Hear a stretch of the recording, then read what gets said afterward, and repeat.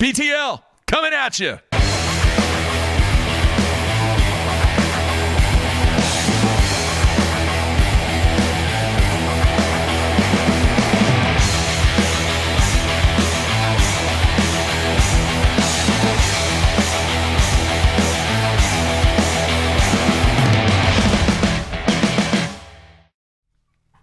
Good Tuesday, everybody. Welcome once again to BTL Bass Talk Live, where we're going to talk bass fishing and anything else that we want to talk about. Matthew, how you doing? I'm good. We have a winner on today. We do have a winner. Very excited. We're going to have Mike Iaconelli on here in about 15 minutes, and really interested to get his thoughts on what this past week was like for him. Absolutely. He's got his 8th BASS win. Yeah. It was his 250th BASS tournament, and obviously an interesting scenario there where he was on in the same weekend competing in the MLF World Championship that aired on CBS and winning a Bassmaster Eastern Open. Yeah. So it was a lot of marketing potential for Mr. Iaconelli. Not that he needs it. You know that he's 47? Yeah. 47. I had no idea about that. I was looking over that. And some interesting hobbies, too. Yeah, he always jacks around with it, and I was just doing my typical pre-tournament research there. It's worth just looking up Mike Iaconelli's Bassmaster profile, and there on the right-hand side is his hometown, his birthday, his family, and then his hobbies. I won't list them all here. I'll leave that to you guys to go. A couple of really interesting hobbies that Michael has. Yeah, outside of the fishing and breakdancing, which we all knew he was very proficient at both. There's 1, 2, 3, 4, 5, 6, 7, 8, 9, 10, 11. He's a busy man. There's 12 additional hobbies that you might not have known about Mike Iaconelli. Busy man there. All right, so tomorrow we're going to have the FLW Tour rookie on. Looking forward to talking to him, Rookie of the Year. And then today, I want to clarify something. I got several emails yesterday about the discussion that we had. It wasn't really a discussion. It was just, I threw something out there that some people had been saying that it was a so-called conspiracy that the stream went down when Mike was weighing in. Oh, you got emails about that? Oh, yeah. I think that what happened was so many people logged on to watch it that it froze the stream. Listen, folks, if you seriously think that Bass intentionally did that, you're so far, not even remotely close that situation took place. I think this even warrants a discussion. What, you think that they would intentionally do that? No, that's why I said I don't think it warrants a discussion. Well, I just wanted to address it because no way. I wanted to address it because of the emails that I received yesterday. For Bass, Ike winning was best case scenario. Do you not think that if everything was rosy in the bass fishing world, professional bass fishing world, that they would want Mike Iaconelli back on the Elite Series? Absolutely. And be able to fish all three? Absolutely. Agree with you 100%. So all you guys and girls out there that think that there was some kind of conspiracy or some type of intentional motive to wipe out the stream, folks, things happen. Believe me, things happen, especially when you're trying to do, it doesn't matter what you're trying to stream, what you're trying to do, where you're trying to do it. You're always going to have some kind of situation, and timing was just really bad on when that situation occurred. Sucked. I also got the opportunity today and last night, this morning before the show, and then last night I got on Jacob Wheeler's YouTube channel, which is actually, he's a little bit of a Scott Martin, I guess, protege back when he was with FLW, and he learned how to do things the right way, but watched the behind the scenes stuff with him trying to explain how you make it to the World Championship, obviously that just aired, and then his GoPro footage, behind the scenes footage from the World Championship. Yeah. So he murdered everyone. It wasn't even close. No. The thing was over in the first period. It was impressive what he did. Now, when you still haven't watched the entire show, though, have you? Man, you just watched. Correct. I've watched it from his perspective. Here's what I picked up on. All right, and I'm not going to get into the discussion that we had yesterday. Here's one of the things that I picked up when they were showing footage of these guys running around the lake and looking. It was interesting, and I don't know if other people caught on to this. There was about a 15, maybe 10-second scene of Wheeler close to the area that he absolutely smashed him in, where he stopped and he looked at his graph and he goes, wow, that's hydrilla. And that was it. And it never focused on anything else. That's all he really said. And then the next thing you know, he's in the trees where these fish had moved up from the hydrilla line that he had found there. And he was so dialed in, it was ridiculous. It just sucks that we're talking about something that happened 6 months ago. It's hard to get excited about it. I agree. I understand that's the format. That's how it works. It works with their sponsors that way on the TV with the programming so it can air on CBS. Yeah. But it's just hard to get excited about something that happened in February. Imagine what his classic push would have been like. Obviously, it's, the last classic with all these guys heading in. He led the classic going into the final day. Okay, wait a minute. So this actually occurred at the end of February. Right. And then the classic was like the beginning of March. Yeah. Right? Yeah. So imagine it would have been different if it was like, holy cow, this guy just blew away the world championship in Major League Fishing, and now he's in the Bassmaster Classic, and he's leading that, and he's also won the Forest Wood Cup already. So now there's the potential in the Classic that he could win the World Championship in all three. That's a big storyline that was just nixed, and he couldn't say anything about it. He couldn't talk about how good he was fishing, how he was coming off a massive win where he just destroyed everybody and all that. I mean, great point. And now it's on CBS. I mean, I legitimately found out about it on Instagram when he was holding the trophy and was like, oh, I forgot that was supposed to be airing. It's just... I mean, I get it, but it just feels like a disservice to the magnitude of it. I mean, he had another 10-minute video of him where he spends 12 minutes explaining how he got there. Yeah. And then can't talk about it for 6 All minutes. right, let me ask you this. Best case scenario. Now, we've discussed you have 2 events and then you have a cup event. Would it be best case scenario to have the World Championship, because now they've got the Red Crest and the World Championship, to have the World Championship be the final event of the year, and whoever wins can carry over that entire momentum until the very first event?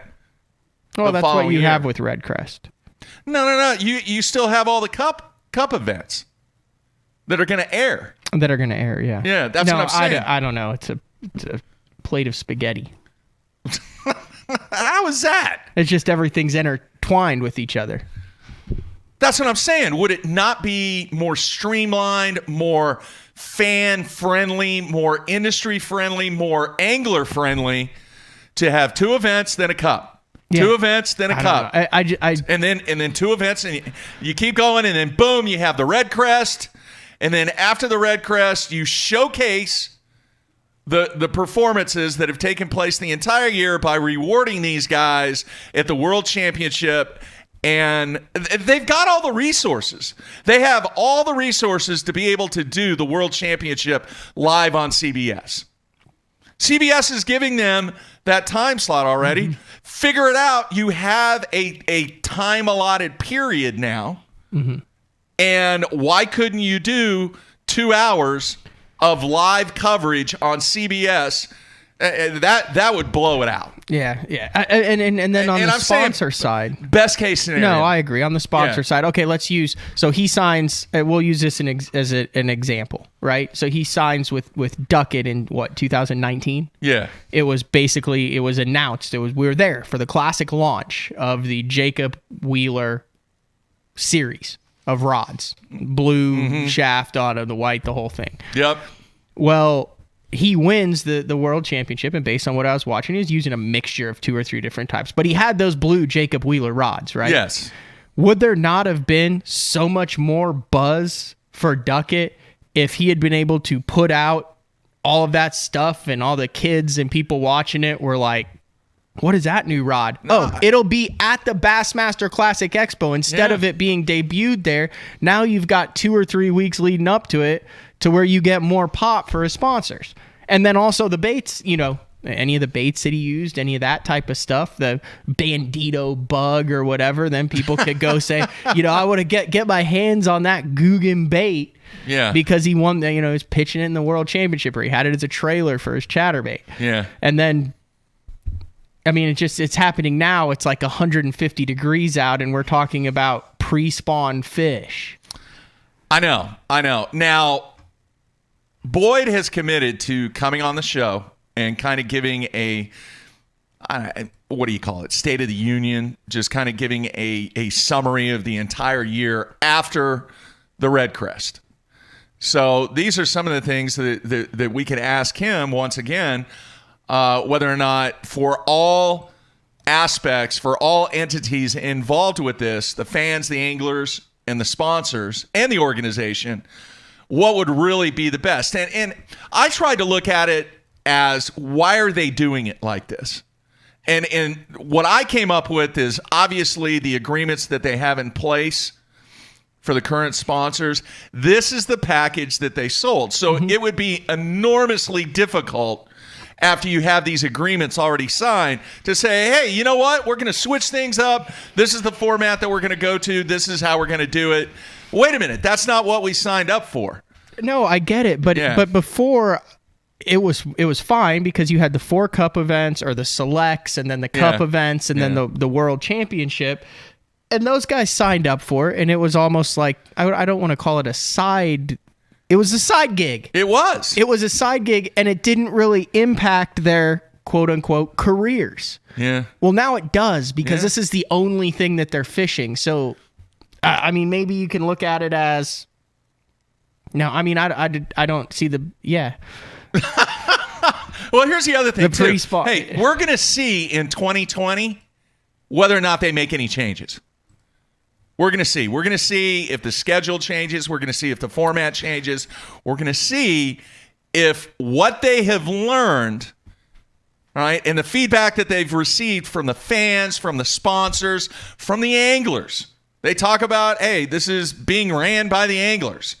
Okay, well, let's see what adjustments that they make in 2020 based upon everything that has happened this year. Now, I think, and I've talked about it, kind of the murkiness that exists because you have so many things going on from an MLF standpoint that it's very easy to get a little confused on what's going on. At the same time, once you get it figured out on what is actually taking place, okay, you can follow it, no problem. But for the casual fan or for the person that is just recently getting involved from a fan perspective of what's taking place in professional fishing, it could be a little murky this year. I think that murkiness goes away next year because you're not going to have the overlap that you had this year. Yeah, you're still going to have the overlap of the cups airing as opposed to the BPT, and then who knows what the other channels are going to be airing. Yeah. As far as other reruns. Do you not agree that performance and what these guys do during events and the success that they have truly have an impact on sales? 100%. That's literally the only reason why you sponsor some of these guys. Yeah. So what Jacob Wheeler did at the World Championship, how many... he caught some of his fish on that orange kicker blade. Yeah, I saw that. Yeah, we're going to ask Iaconelli about his open win, and he used that weird Molex vibrating molded head thing, and I want to ask him about it. Yeah. That translates into sales. I'm aware of that bait, and I'm interested in that bait now strictly because of what he did on the James River and the Bassmaster Open. And it's timely. It's timely. So that is a huge, huge factor that I think has to be addressed on how much marketing and sales are generated based upon the performance of these guys when it was 6 months ago. But it was also on CBS. So that could be a trade-off. But network TV. Okay, I versus said the I wasn't going to do it, but I'm going to go back to what I said yesterday. Dude, if you're going to put it on a platform where you're trying to bring in people that are not familiar with the game, you got to set it up for them. Yeah, but then those people who aren't familiar with the game probably don't care that it's live or that it's 6 months before. The people that you're not familiar with the game don't care that it was filmed in a pre-spawn deal and that it isn't aired. Why not do it live on the Outdoor Channel if you're not really trying to appeal to those people and save whatever the number is? I know it's hundreds of thousands of dollars. I don't know what it is. I bet it. If I had to guess, I bet it's between $200,000 and $300,000 that they had to pay. Easily. So I don't know, man. Like I said, I watched the entire thing. I actually watched it twice, Matthew. And from a fishing fan perspective of somebody that is familiar with it, it was badass.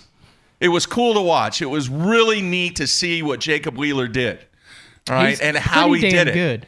Yeah, but I don't know. I believe and I think the adjustments will be made to where the murkiness and the validity of trying to really showcase and move product for the companies that are involved with this thing. I think that they're going to realize this, and hopefully changes are going to take place in 2020. That's about all I got, man. What else? What else? I thought he handled, I mean, just based on his perspective, like I said, I watched an hour of it. I have not watched the TV show, so I don't know how much of the TV show was focused on the fact that they all ended up in the same area in the second period. Taco was hilarious. Yeah. Some of the stuff that he said was, it was cool. It was pretty funny. All right.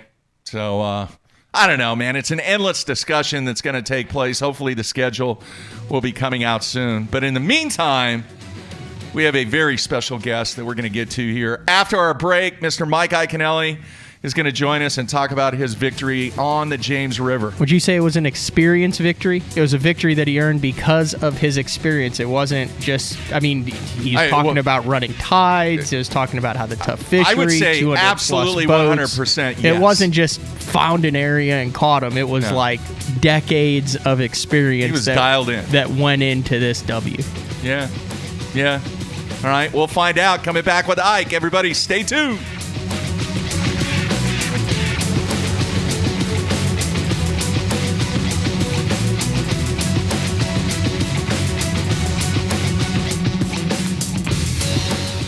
Sleek new design with easy control file. The clearest images underwater with uncompromising range. Live mapping from the touchscreen. View notifications, video, even Google Maps on screen. And for the first time ever, real-time view of fish movements with live sight sonar. HDS Live. New from Lowrance. I got my power pole down, stuck in the mud in the bottom of the lake, sitting so still in the wind and the waves, could even be a hurricane. I got my power pole down.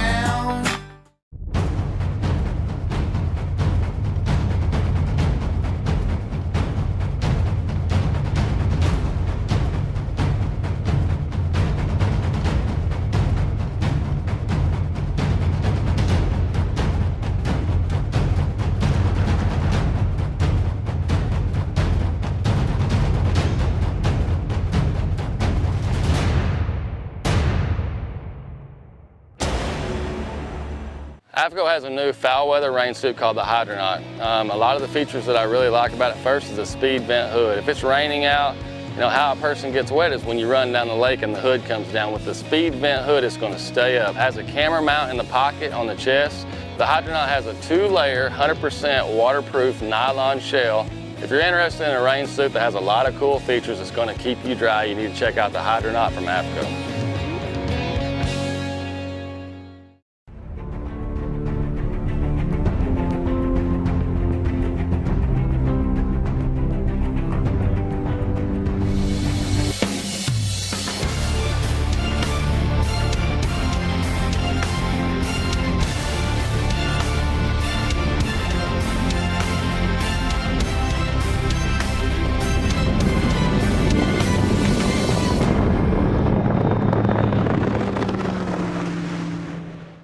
Aaron Martins here. I'm going to be telling you about a new product by Sunline. It's Siglon PE x8. I've been using it almost extensively all year for my frogging, flipping, drop shotting, shaky heading, worming, jerk baiting. It's by far my favorite Sunline braid. I honestly, this is, I don't say this unless I think it's true, but honestly, it's the best braid in the market of any of the braids. Definitely check it out. It's a price point line, $14.95 for 165 yards, and that could last you a whole year, just one spool with using leader material. It's Siglon PE x8. It's my favorite braid, and I think if you use it, it'll be your favorite braid too. Blue Water by TH Marine, offering LED lighting solutions for your boat, trailer, truck, ATV, and so much more. Engineered and built to be rugged with waterproof and submersible options. Designed for easy installation, Blue Water is available in a variety of colors and styles. All backed by a limited lifetime warranty. Blue Water by TH Marine.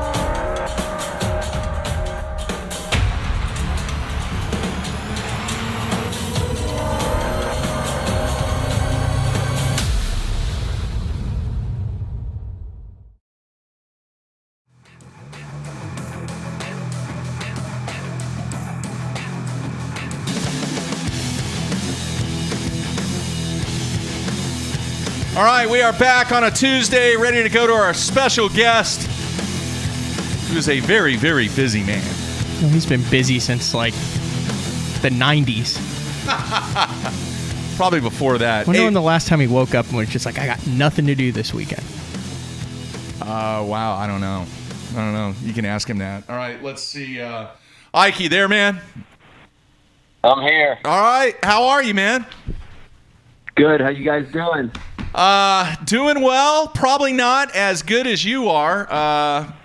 Just an incredible week last week, man. Thank you. I'm. It's funny. It happened, and I've been thinking about winning that particular event for a lot of years, but I got thrown right back into the fire, and I don't know. I hadn't really felt like it hadn't sunk in yet, even though it happened a few days ago. I'm right back in the fire, and I haven't really got to enjoy it yet, but it feels good. Feels good. All right, let's talk about that. I want to go back and get your thoughts on so many times, just like you said, you've been close.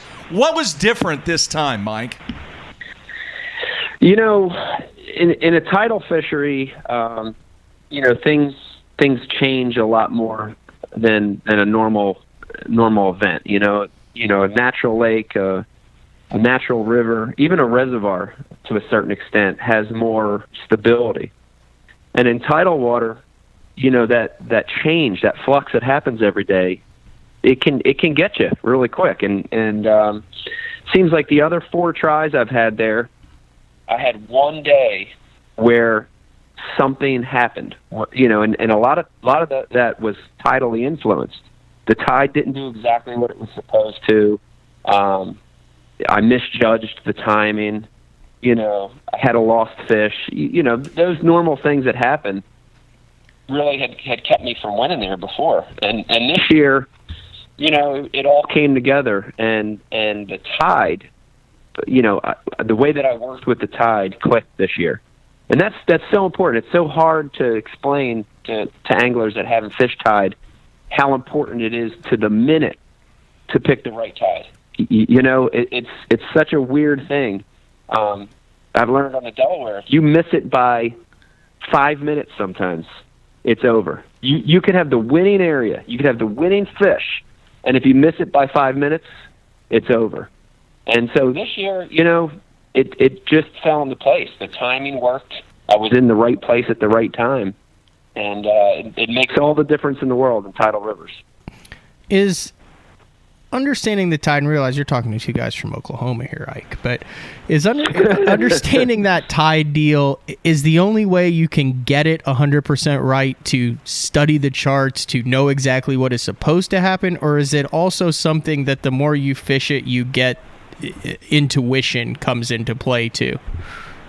Yeah, it's a little bit of both those things you just said, and it's a little bit of a third thing. What you just said, you hit it right on the head. I mean, tidal charts are so important because it gives you the mean average of where you need to be at what time. So, you pop on your Lowrance unit, there's a tidal chart on there. You look at your app, you got your tidal chart. So that's an important part. The second part, the intuition part, and I think where the experience, and you look at guys like Ish Monroe and Brian Schmidt, just two examples of guys that keep winning on tidal water. Ish in the Delta and Brian Schmidt everywhere up and down the East Coast. They understand that even that chart that tells you that tide, you have to have a flexibility because things change the tide. Things like moon phase, things like wind, things like stuff that's happening out in the bay or the ocean sometimes can affect the tide.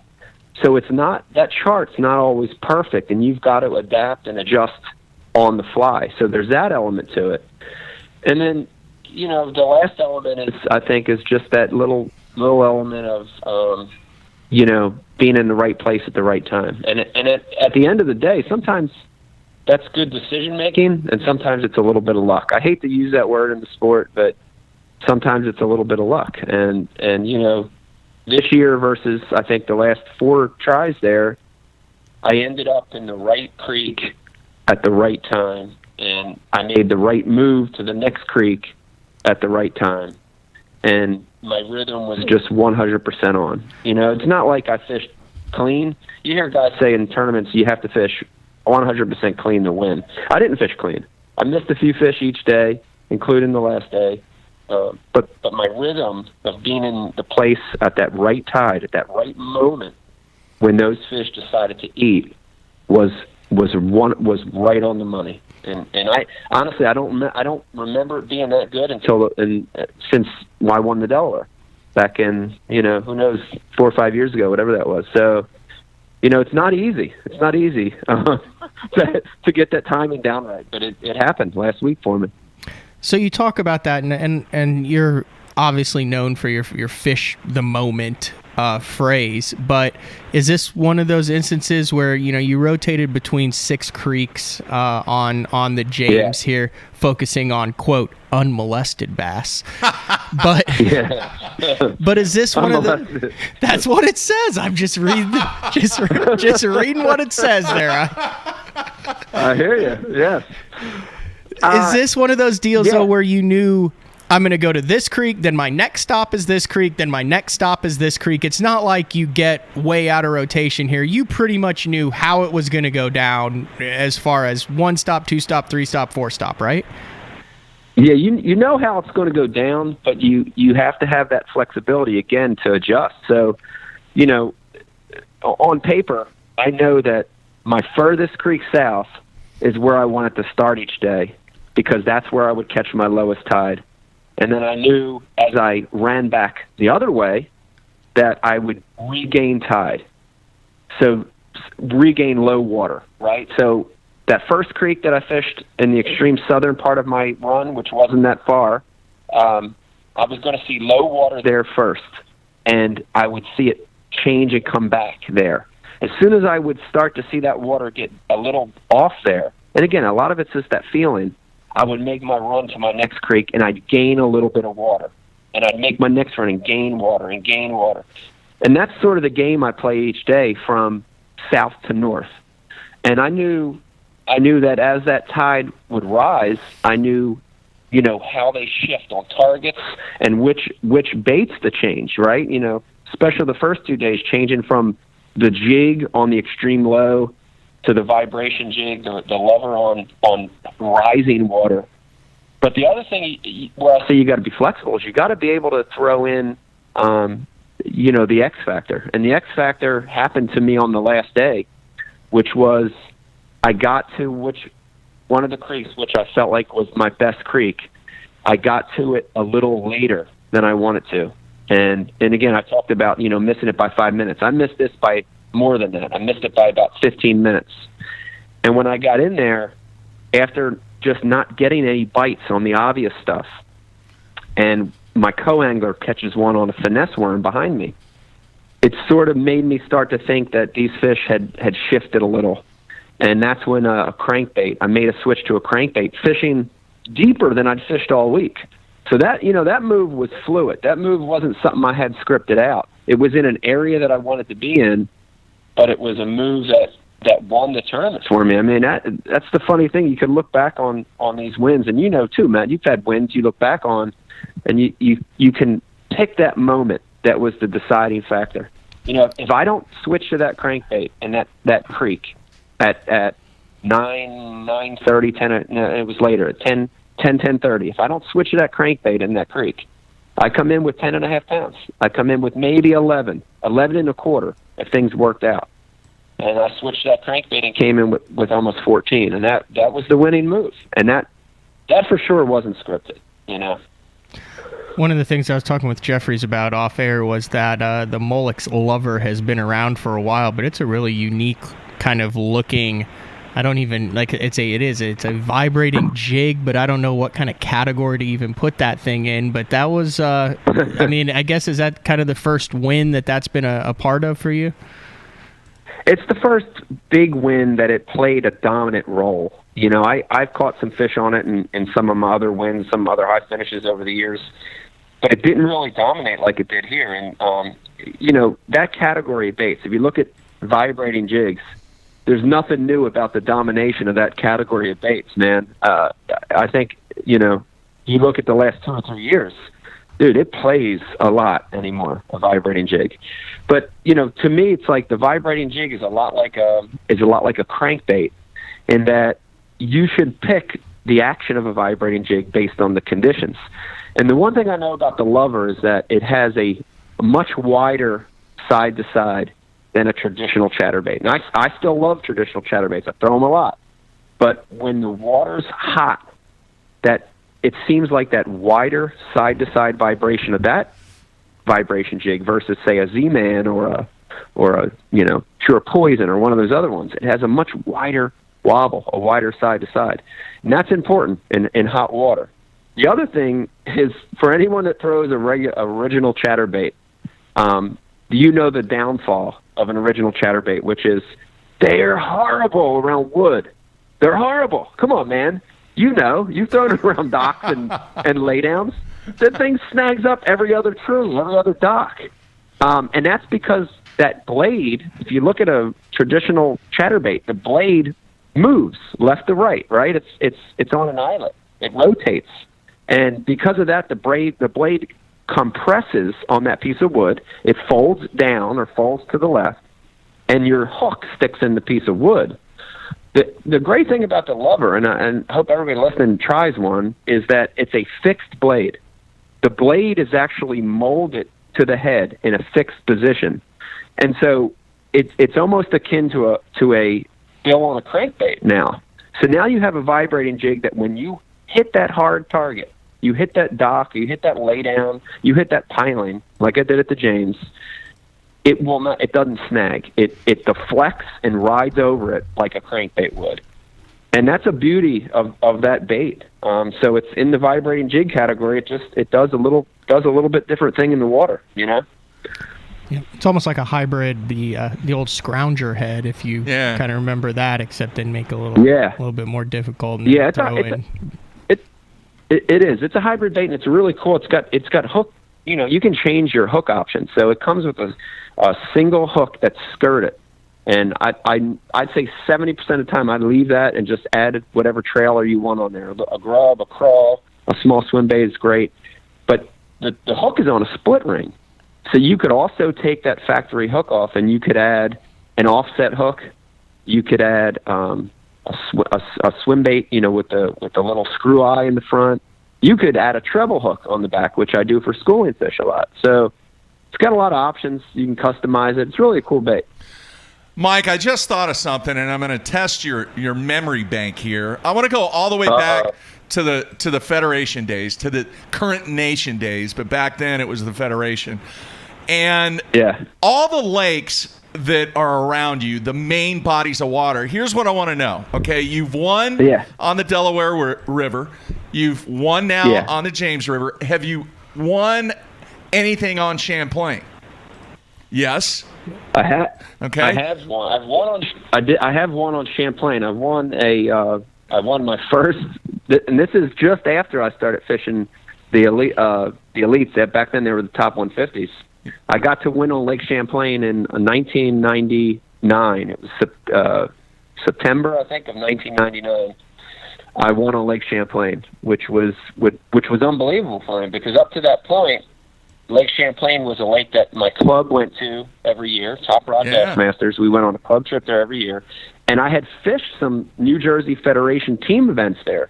And I had some nice finishes there, but I'd never won on Lake Champlain up until that event. And it was the second pro event I ever fished in my life. And I got to, I won over one, the guy that I consider one of my heroes in sport, Rick Clunn, came in second in that tournament. So, and that was a special one. I'll never forget that one. Okay, what about the Finger Lakes? Finger Lakes. So Finger Lakes, if you put them all together, you can put them all together. Cayuga, Seneca, all of them. Onondaga, any of these lakes up in this part of the country. I've never won on any of these lakes. I've had a lot of high finishes from Federation days to now, to the MLF days, but I've never had a chance to win on any of these Finger Lakes. And I'd really, it's another, you set these mini goals for yourself, as your career goes on. You set mini goals of, man, I want to try to win here. And, man, just like we talked about, I can think of, especially on Cayuga, I can think of the fish sometimes that got off that cost me winning the tournament, or the moment that I made the bad decision. And, I've had a few of those that have kept me from winning up here as well, But, man, I'd say the lakes in this part of the country, upstate New York, outside of tidal water, is really sort of feels like my second home. Yeah. I'm real comfortable anytime you fish up on these natural glacial cut lakes, All right, I want to go to the instant feedback. A number of people want to know how much difficulty was there for you going from the MLF format to the 5-fish limit format? And a co-angler. That's funny. Yeah, it's funny. I've actually had that question a lot. People from the weigh-in crowd at Bass to my social media to now coming through your IMs, and the answer is 0. It didn't feel any different to me at all. I can't explain it, but my strategy didn't change. My fishing style didn't change. Keeping bass, culling, that whole thing, it's like riding a bike. It came right back to me. So there was no difference at all. And I want to stress, I'm an MLF guy, but I want to stress that I still appreciate both styles of tournament fishing, and I think they're both really, for me, they're fun. I have a ton of fun fishing Major League Fishing, catching 60 bass in 3 periods, weighing them and releasing them. I have a lot of fun doing that. And I have a lot of fun getting 12 bites at the first day of the James River and having to call 3 or 4 times from 12 bites and keeping 5 and getting them to bring them in and weigh them and release them back alive later in the day. I like both formats, man. It was very natural. It was very comfortable. Nothing felt weird or awkward to me at all. How'd your coes do? My coes did really good. My toe the first day had a small limit. My toe the second day, and this is something that this is the first time I'm publicly talking about it, so I do want to mention this. My co the second day was a local guy, and he got in my boat. I talked to him on the phone, we said, hey, we're going to meet here in the morning. Here's what I'm doing. Sounded like the amazing guy. Got off the phone, met him at the ramp in the morning. He has 4 or 5 rods. He has his tackle bag. We get in the boat, and we're idling to just wait. We're a late flight that day, and we're chatting. He looks over at me and he says, Mike, I'm not going to fish today. I'm just going to watch you. And I looked at him like, nah, man. I'm like, you can fish. It's all right. And he went on. You know, he didn't catch a fish the day before. He felt like he was out of it. And he was a local guy, and he wanted to just kind of learn. He wanted to sit back and learn. I said, look, man. I said, you don't have to do that. I said, if at any time you change your mind, you want to fish, that's totally fine. But he never did. And it was, you know, things like that, when they happen, you know, it's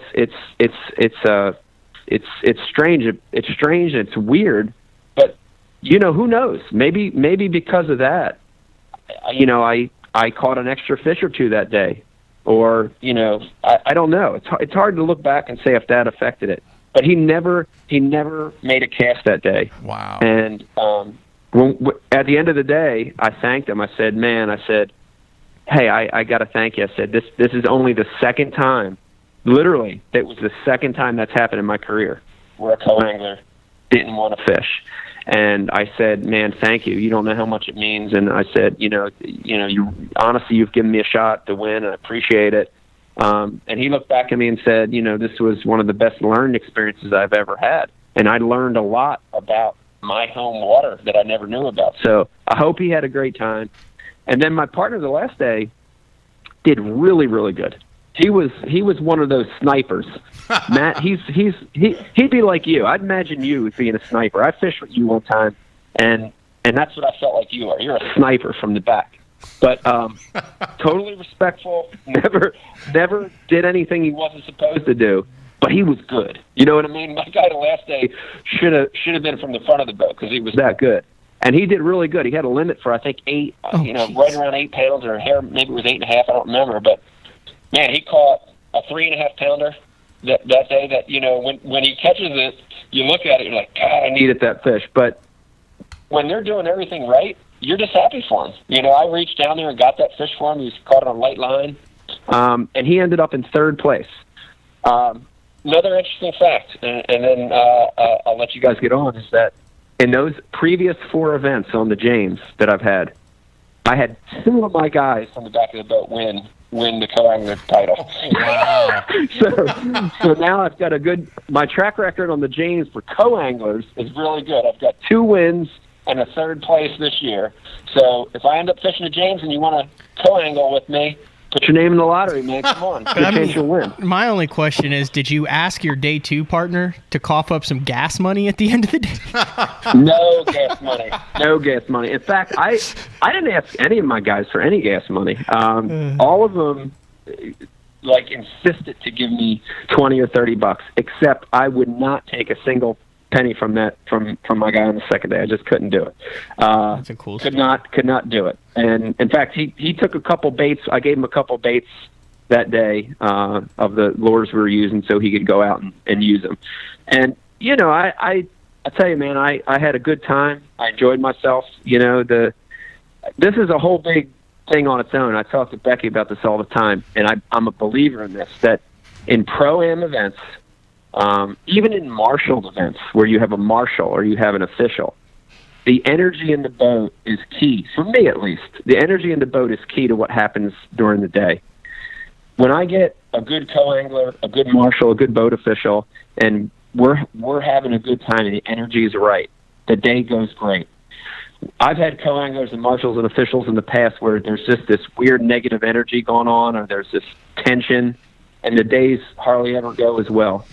The energy that I had in my boat for 3 days at the James was unreal, and I had 3 good guys, so I want to thank them all. They were really good partners. That's That's super awesome. important if you're fishing at any sort of level, whether you are fishing in the front of the boat or the back of the boat, especially after my experiences this year. I could not agree more about it. Man, and I've had really good positive energy this year with my guys. Dude, I know you're kind of tight for time, but I do want to get to a couple of questions, and then I want to talk about your foundation event that's coming up. So first, David in Wisconsin wants to know, do you prefer the MLF formats that are all on one lake or multiple lakes? It's a great question, and the answer is real easy for me. I like the ones that are on multiple lakes. I like the sort of the you have to keep thinking. You're always on your toes. So, when we look back at last year's tour events, like the one in North Carolina, to me, really stands out. We were on, 3 different bodies of water throughout the qualifying rounds. And then especially the ones where the championship round is on a place that we can't fish. I like that because that really, to me, is the epitome of what Major League Fishing stands for and what it does in the cups is there's no practice. You go out and you fish the moment, and I've done really well in some of those, and I've bombed in some of those where you just miss it, and that's just fishing. So if it was up to me, if I was the guy making the decisions at MLF, I'd have all of them would be multiple lakes, and all of them would have a championship lake on the last day that we can't fish until we actually show up there. Interesting. All right. Austin wants to know, do you still have the panic box in your boat? I still carry the panic box all the time. It's funny because I have it in a flambeau box. I have it in one of the smaller ones. I have it like it's like the 3,000 size box. It's not a big box. It doesn't take up a lot of space. And it literally sits in, I have a bag where I have my spinnerbait bag, and it's a flambeau bag that has 3 boxes in it. I carry mullet spinnerbaits from a quarter all the way up to 3/4 of an ounce. And in the very front of that, there's another little pouch, and it fits in there real nice. So I put it in there. It never comes out of the boat. In an emergency situation, I can pull it out, and I can tell you it got used this year. I don't know if anybody remembers going back to the Major League Fishing event that we had on Smith Lake. I pulled out the panic box and got some really small lures out that caught some fish for me in that event. They didn't end up being the main players, but I caught a few on an inline spinner, and I caught a few on a crappie crankbait in that event, and they were those spotted bass that were schooling in the morning. They were feeding on real small bait. I didn't have to think about it. I knew I had them in the panic box, and it worked, even now, all these years later. All right, very cool. Andy in Indiana wants to know, when you're using the 18-foot boat, did you notice any changes? Have they made any changes to it? And what are your thoughts about fishing out of an 18-foot boat? That's a good question. Yeah. So I'll start with the second one first. My thoughts out of fishing an 18-foot boat, I've got 2 sides to it. The one is I like it because I think it does show that you don't necessarily need the top of the line boat. An 18-footer is a great boat to fish out of. Vegas now is fishing out of a John boat, and I love fishing out of that thing as well. So I like the fact that it shows you don't always need the biggest of the biggest to compete. But I think there's also, some downside to an 18-foot boat on particular fisheries. If you're on a small body of water, it's a great boat. If they stick you on Lake Ontario and you're in an 18-foot boat with a 150, that's a tough boat to fit out of. And then as far as changes, these boats I can tell you, are being updated almost every tournament. We've already got to use the new Lowrance Ghost trolling motors at a cup event. So they're constantly updating the equipment. They're giving us the best of tools on those boats. I throw one thing out there real quick, and it'd be wrong if I was on this show without being a little political and making some kind of political statement. In Major League Fishing, these cup events, for 6-7 years, I fished them, and they were by invitation only. And I had no problem on getting in an 18-foot boat with equipment. Sometimes it wasn't my equipment. In a boat this year that's a nitro, I had no problem getting in a boat that wasn't mine in an invitation style cup event. But now that the contestants are qualified from the regular tours, and in the regular tours we fish out of our own boat. We're in our boat to qualify for that cup. So I think it's wrong. I think that needs to be changed. I think moving forward, Major League Fishing needs to revamp that. I think we should be in our own boats for these cups as well. Now that it's not invitation only, now we're working to get here with our own equipment. We should be back in our own equipment. It's no different than what happened with the Bassmaster Classic years ago. We need to fight to get our boats back in these cups. We talked about that in the very first segment, Ike, before we had you on. This is no longer like we said, a specialty event, a side gig, this is your careers now. Yeah. And it needs to be treated as careers as such, not a specialty event that is fished in coordination with your primary. This is it. Yeah. This is all there is. And couldn't agree more. And also, I'll do a social media shout out, isn't it? It's at Vegas the Hammer. Yep, Vegas the Hammer on Instagram. Mike Iaconelli. Killing it. Absolutely. He has more earnings this year than 5 BPT guys in tournament competition. I'm only stating facts, folks, and it's really cool to watch you and Becky kind of guide him through these youth tournaments in New Jersey and catching his first fish and culling and winning, and it's fun to watch that. So at Vegas the Hammer, so cool. You'll probably learn some Vegas stuff too. Yeah, at Vegas the Hammer on Instagram. Check them out. It's been, I could talk to you for hours about that, but it's been the most unbelievable thing as a dad, as a parent, watching your children excel at something. I've done that, forever with Drew, with Riley, with Estella, with Vegas and other things, but to see them excel at something that is your passion, and it's tough as a dad because you sort of have to keep it bottled up. You don't want to be that over parent, you don't want to be a burden parent where you're like, you got to do it, so you got to sit back and watch and let it unfold. And it was the hardest thing for me to do as a boat captain in that last tournament. Cause man, I want to tell them, do this, but man, you just got to sit back and you got to watch it. But dude, it's the most unbelievable feeling as a parent to watch him in his element and to watch him, make those changes and feel the bite and set the hook.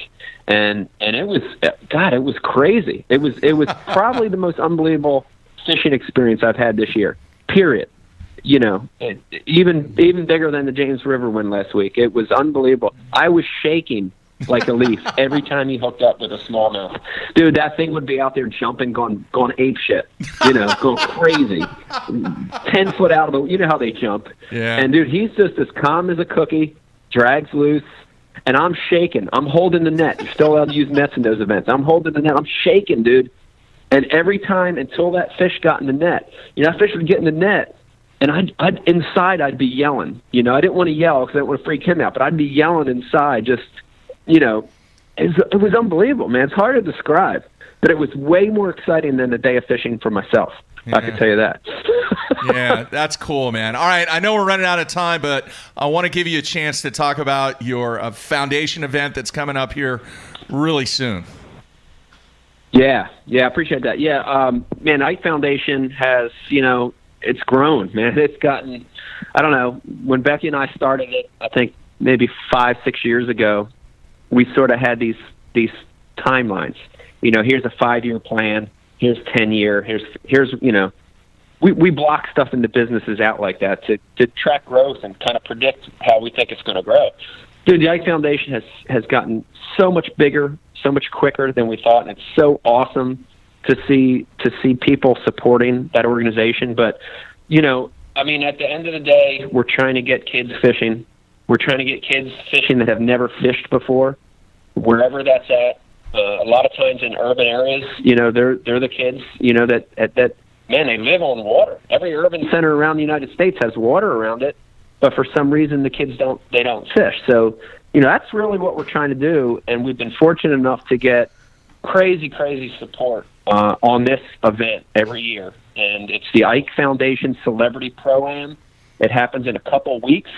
It's August 10th, and it happens on the Camden waterfront in New Jersey, right on the Delaware River. It's a great venue because it's sort of the epitome of what Ike Foundation is trying to do, right? The city of Camden, the city of Philadelphia, directly across the river. We have so many kids come to this event that have never fished before, and it's such an amazing feeling to see them cast, touch a rod and reel, to hit a target, create lures. We have lure painting. We have fishing. Watch them reel in a catfish for the first time. Such an unbelievable feeling to see that. But it's a great event. We have a tournament side of it where you can go out and fish on the river. If you have your own boat, you can enter with your boat. If you don't have a boat, we have pro slots available and celebrity slots where you can fish with a pro or a celebrity. And that's a really cool portion of it. We have a kayak portion for guys that are, regular dudes that have kayaks with great prizes behind that. By the way, first place prize on the boater side is a Bass Cat and Yamaha, which is pretty unbelievable. Wow. But the real thrust of the event, Mark, and you've been there before, so you've got to see it, is the Family Fun Fest Day. And that's that to me is awesome. And I get to hang around, talk to kids, sign autographs. I get to help with the casting.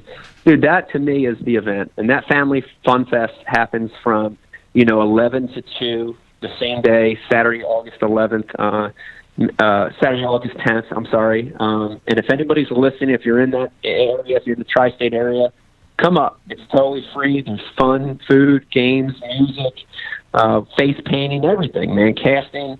And we have a high school challenge tied to that, too, where we have a lot of the area high schools come in and they have a skills challenge. That's casting, knot tying, lure designing, and we've got a lot of cool prizes and a trophy for that as well. So, I invite everybody to come out and check it out. And just check out the Ike Foundation, man. It's IkeFoundation.org. A lot of different ways you could help. We're getting rods and reels to people all over the country. So even if you don't live in New Jersey, New York, Philadelphia, you want to help out, you can. Check it out. It'd be great. All right. Real cool, man. Last question. Are you going to fish any more opens? Well, the last open's on Lake Oneida, and we just mentioned it in this, right in the early part of this call, man. I've got a bone to pick with Oneida too. So, I'm about 80% sure I'm going to fish it, assuming I can get in. On the James River, believe it or not, I was 68th on the waiting list. I got bumped up to 43rd, and then the Monday before I cast, I got the call that, there's a position available for you. So, assuming there's positions available, I have a good feeling I'll be at Oneida. I think it's the first week of September. All right, very cool, man. Well, best of luck to you, Mike. Looking forward to seeing you very soon. And just a great job last week on the James River, man. Awesome. Thank you, guys. I appreciate the call. All right, we'll talk to you soon, Ike. Later. All right, see ya. All right, there you have it, folks. Mike Iaconelli. And very interesting story on the co-angler. Best interview in the game. Always has been, always will be. Refers to the host by name, compliments us. When you ask him a question, he said there's 3 components to it. I'm going to talk about this. Then he talks about this, lays everything out, goes into depth, knows the details of what's going on with his foundation, with his life. So, if you are going to have a blueprint on how a professional angler gives an interview, you just listen to it. I still have the cassette in the office. It's still in the wrapper, but that was kind of the beginning of putting together a plan on what to do and how you do it and how you treat the media, how you treat the organizations. Just dialed in. That's why he's one of the best in the business, man. I'll tell you what, though, after talking with him, he makes it sound really complicated. The tides. What do you mean? Oh, now, I've always been told, because I've not fished a tide. Have you fished a tournament where there are tides where you are in the front of the boat? Neither have I. No. Out of everything that's quote unquote intimidating, these are the 2 things that I find intimidating. I find the tidal fisheries and then like the boat lane fisheries. Those are the 2 ones, right? Mm-hmm. Because one, you rip all your stuff out. The other, you're on a sandbar for the whole night. And the tidal fisheries, you have 2 options, right? You either do a lot of homework. You have the tide charts like he did, and you chase the tide. We see that a lot on the St. Johns River. We've seen on the Delaware. Or you go park your boat in one area, and you have 2 half-hour periods where you catch them during the day. Those are your 2 options, right? Yeah, pretty much. Either park it or run the tides. Yeah. So it's just interesting that he was able to find those 5-minute windows that he talked about, and consistently too. So what would you say would be more intimidating? Tidal waters or a 10-mile-an-hour wind out of the west on Lake Erie? More intimidating? Yeah. Tidal waters. Really? Yeah, I've been out on the Erie stuff. I mean, once you get in it and understand it, I mean, the most dangerous part there is getting through the breakwater. Yeah. And once you're out in it, I mean, it's big swells, but you're fine. You know, as long as you're smart and safe. Take your time. Take your time, yeah. I mean, you can actually run in between those big swells out on Erie. Yeah. Especially out of Buffalo and stuff. Yeah. They don't really stack up. The tidal waters, I mean, I saw guys that, you know, you see Davey Hike get stuck. You see a bunch of guys where it's just a boat on the sand. Yeah. Do you remember when we were at the event where Tim Horton showed up with the deep V? Remember that? He made the boat switch. I think Snowden had one too. Yeah. Yeah. Which was a great move. And yeah, I'm shocked that they don't allow that anymore. I would think that would be a safety rule. Yeah. I would be totally fine, especially when you get to fisheries that are over X number of acres or that are designated big water fisheries. If they allow them to use a deep V, it benefits everybody. Yeah. Benefits the marshal, benefits the angler, benefits the boat companies. You're Now, right. I understand that rule encompass the Steve Kennedy and Odd Defoes, you know, the aluminum, the tunnel holes and all that stuff. That's what they tried to eliminate, that so you don't have 4 different boats for the entire season. But I think that could be almost a safety exception when they get up to the big lakes. No, that's a good We point. don't really have to worry about that. Good point. All right, tomorrow's show, we're going to have the FLW 2019 Rookie of the Year. Ron Nelson's going to be on, and really looking forward to talking to him. And then I want to let everybody know, tomorrow we are going to talk about something that we have in the works that is confirmed, and I'm going to announce it tomorrow. Some cool stuff that we're going to be doing while you're on the road. What's that? Am I aware Are you of kidding this? me? Yes. Oh, next week, to the shows next week. It's next week's week, shows. right? Yeah. Yeah. Yeah, definitely, 100%. Yeah, I've had some talks about that. We're going to have some big name guys on location from... Yeah, Matt's going to be on location. I'm going to be in studio, but we're going to be able to do some really cool stuff, some stuff on the water, some stuff off the water, and we will talk more about that tomorrow. All right, man, anything else? Good show today. Great interview, as always, with Ike. I like Anything that else? hat. Yeah. Cornell hockey.